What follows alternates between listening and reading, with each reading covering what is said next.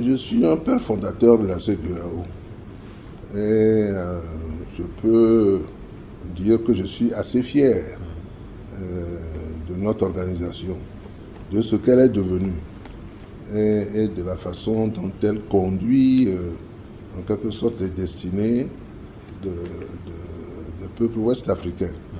C'est un bon point, la CEDEAO aujourd'hui, même si nous sommes tous conscients qu'il y a des percées à faire. La CEDEAO est devenue par la force des choses une institution très politique.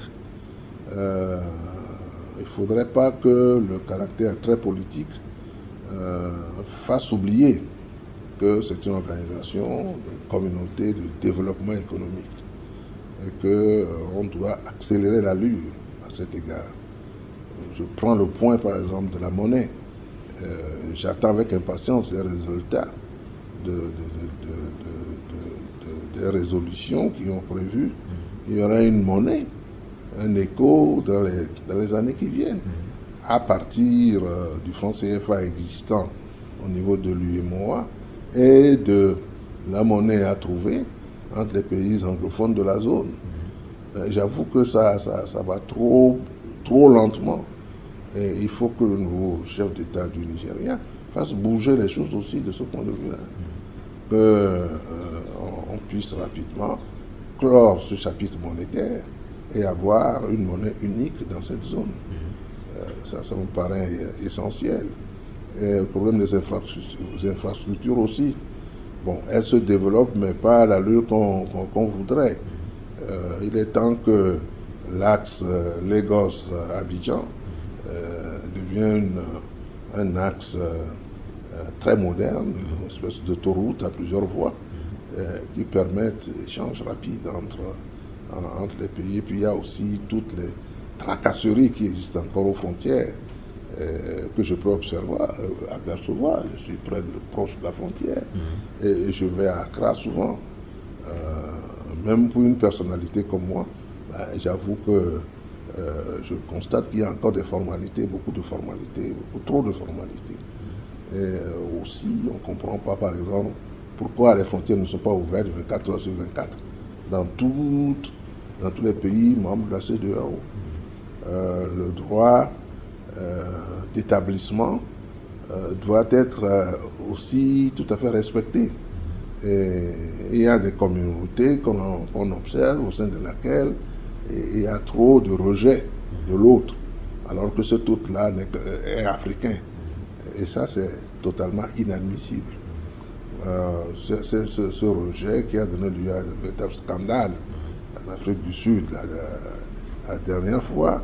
Ne peut pas se voir aussi en Afrique centrale, la même chose.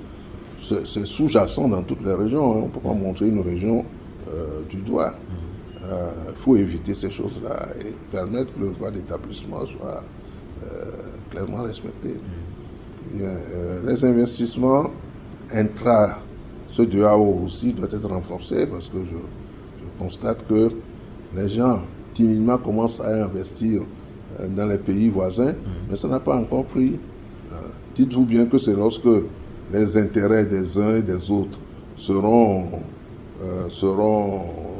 unis dans des projets communs que nous pourrons vraiment avancer dans le développement de notre CEDEAO.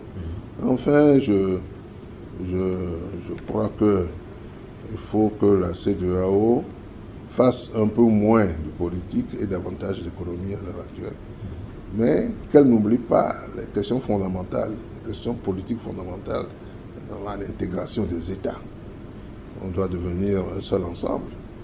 On ne va pas créer une communauté d'un côté et nous mettre là pour observer notre communauté, comme une espèce d'ovni, qu'on ne connaît pas. Non, la communauté doit venir nous englober, faire de nous une seule nation à la longue. Donc il y a tous ces problèmes-là à regarder. Il y a des étapes qu'on a posées, à savoir la constitution de la seconde monnaie. Elle ne voit pas encore le jour. Bon, il y a beaucoup de gens qui me disent en privé ou lorsqu'on parle de ça, me disent oui, c'est le Nigeria qui ne veut pas faire des efforts. Le Nigeria souhaite que les gens s'agglutinent autour du Naira. Ce n'est pas une politique non plus, ça. Les Nigérians doivent définir une autre attitude, une autre politique pour cela et essayer de se conformer avec ce que la CEDEAO a dit. Peu me chaud de savoir si je m'agglutine autour du Naira ou si je m'agglutine autour de l'euro. Peu me chaud. Ce qui est important, c'est que nous ayons notre monnaie à nous. Non pas seulement pour des questions de souveraineté, c'est un aspect important, mais des questions de facilité, de gestion et de gouvernance économique.